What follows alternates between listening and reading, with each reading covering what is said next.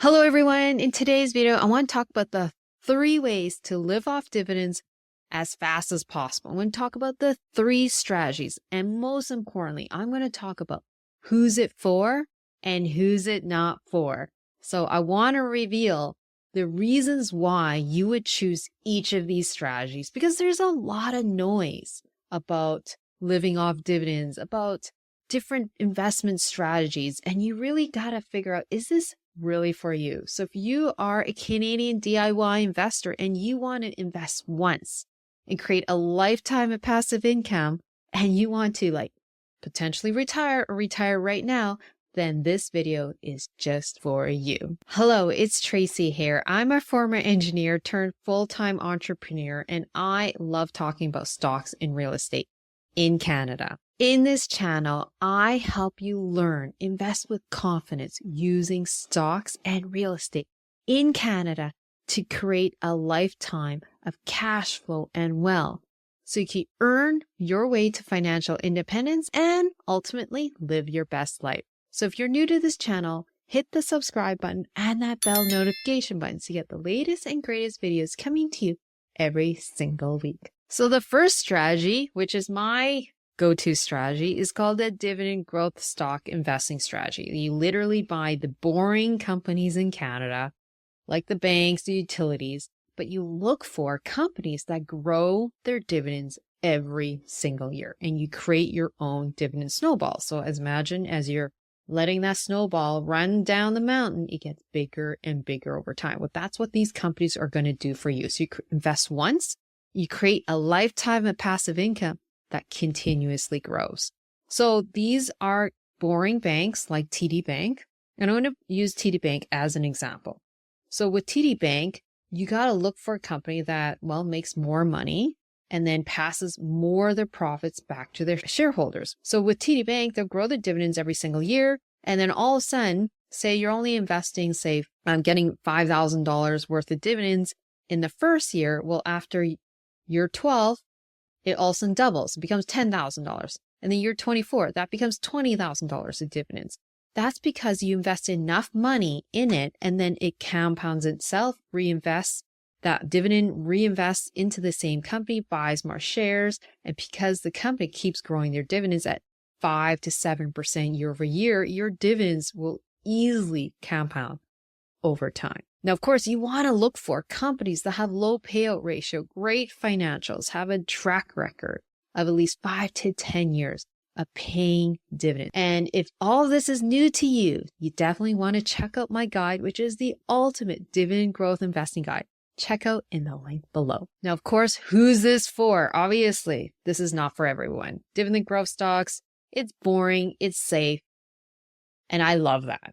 But maybe you don't have time. Maybe you need to retire in 5 years. Well, obviously the dividend growth stocks probably isn't the best strategy for you, because you need to let the magic of compounding and let it exponentially grow over time. If you don't have time, this is not the strategy for you. Also, this strategy is best for people who have time and want to transfer their assets to future generations. For example, say you've also very lucky and very fortunate create a $40,000 dividend snowball, okay, when you retire.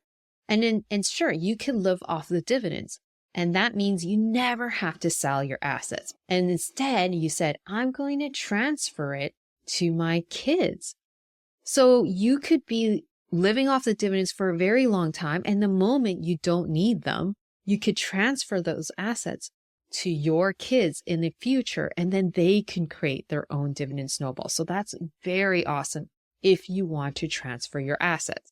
But if you don't care about that, say you don't have kids, or you're like, hey, you paid enough tuition to your kids that you're like, forget it, they're old enough to take care of themselves, then you might want to look at the 2 other strategies. And especially if you don't have time to wait for the dividend snowball to be growing over time. Now, the second method is living off of higher yield dividend companies. So these companies just pay on average just higher income to you. And they're really boring companies. There's lots of them in Canada. One of them is Enbridge, super popular, probably, pay your energy bills, and it's Enbridge. Now, or you might be like shopping at a mall and you're noticing Walmart, and a lot of these shopping malls have Walmart. Well, likely if you see Walmart there, they might be owned by Smart Centers.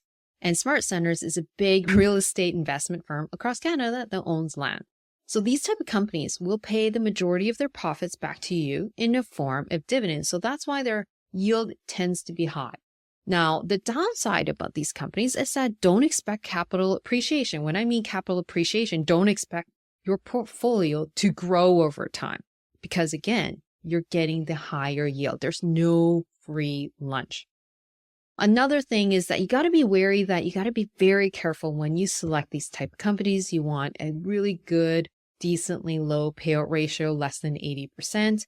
Typically, when you see a higher yield, it is a bit of a flag. Sometimes they may cut dividends in a time of financial turmoil because, when the economy is not doing that great and they are relying on their income to pay out the dividends, maybe their income gets cut. These companies' income gets cut, so then the dividends get cut. So you got to be very careful when you choose high yield dividends to scrutinize it and screen them very carefully to make sure that they're safe. Of course, no investment is guaranteed, but at least you're trying to reduce that risk. So for example, if you chose to invest in Smart Center and it was paying out a dividend yield of 6%, then you would only need $600,000 in your investment portfolio to get $36,000 of income every single year. And then if you live for the next 30, 40 years, it doesn't really matter if your portfolio doesn't do anything because you don't care. You just want that income. And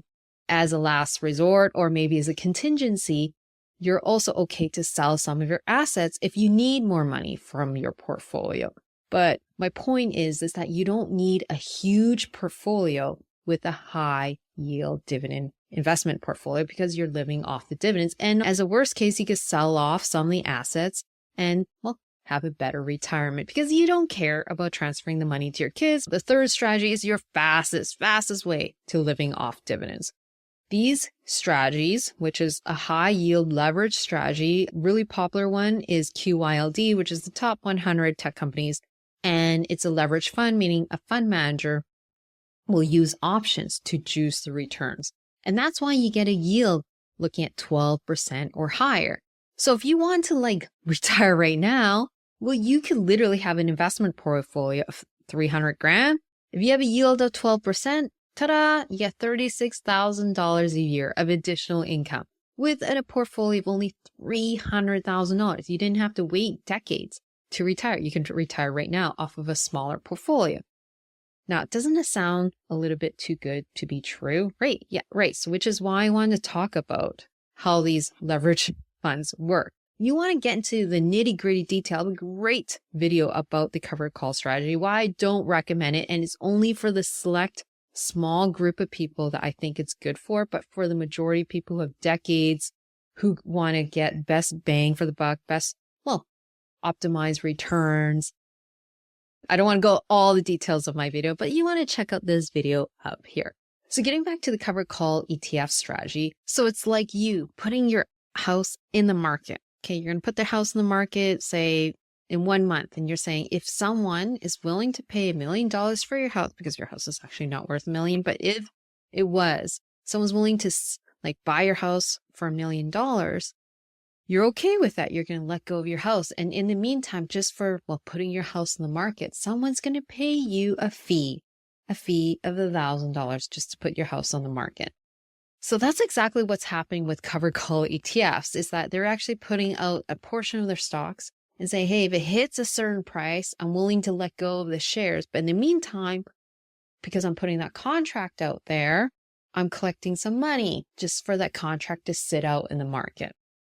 So if you do that, you can imagine that if it gets exercised, meaning if the contract, gets used, gets assigned to someone, then a portion of the shares disappear. You lose on a big payout because you can imagine putting your house in the market and you lose your asset because you don't have that asset anymore. And then 10 years down the road, that house, which was in a premium location, say in Vancouver, all of a sudden becomes $5 million. You can imagine you're giving up a lot of capital appreciation. That's what you're giving up in these covered call ETFs.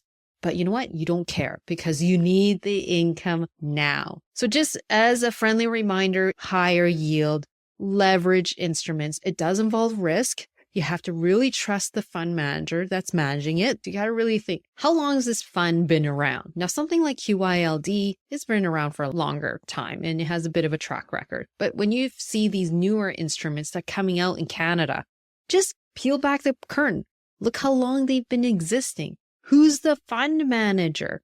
Because at the end of the day, as much as that higher yield is super attractive and it's very enticing with a smaller portfolio to also generate a significant amount of income, is it stable?